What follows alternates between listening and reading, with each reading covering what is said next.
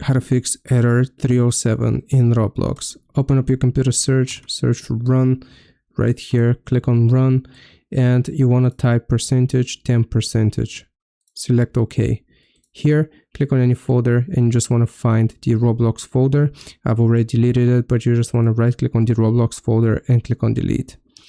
Once you have done this, then we can proceed to the next step, which is going to be searching for Roblox player. Right clicking, open file location, right click again.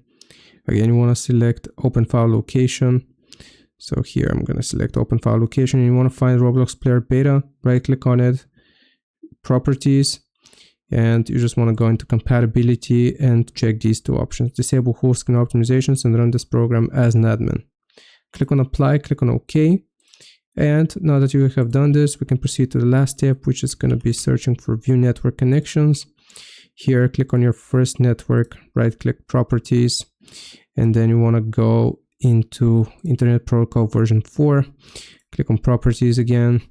Use the following DNS server addresses, and you will type 8888 and then 8844. This is going to be the Google DNS server. So you just want to select validate settings upon exit. Click on OK, and that should fix the 307 error. Hope this video helps. Leave a like and sub. I'll see you next time.